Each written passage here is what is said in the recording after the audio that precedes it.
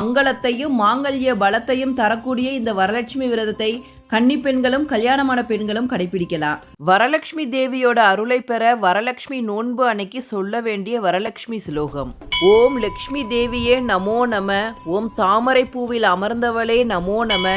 ஓம் பார்க்கடல் உதித்தோய் நமோ நம, ஓம் செந்தூர திலகம் அணிந்தாய் நமோ நம, ஓம் நாரண நெஞ்சில் நிறைந்தவளே நமோ நம,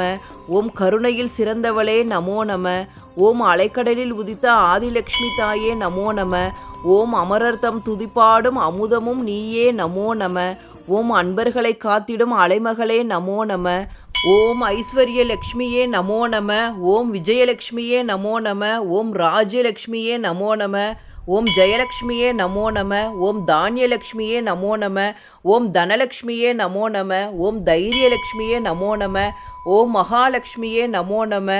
ஓம் உன்பதம் எந்நாளும் தஞ்சம் திருமகளே நமோ நம. வரலட்சுமி விரதம் இருந்து வீட்டில் லட்சுமி துதி, கனகதாரா ஸ்தோத்திரம், மகாலட்சுமி அஷ்டகம் இதில் ஏதோ ஒன்றை சொல்லி வரலட்சுமி தேவியை வழிபாடு செய்தோம்னா வீட்டில் 16 வகையான செல்வங்களும் எப்போதும் நிறைந்திருக்கும்.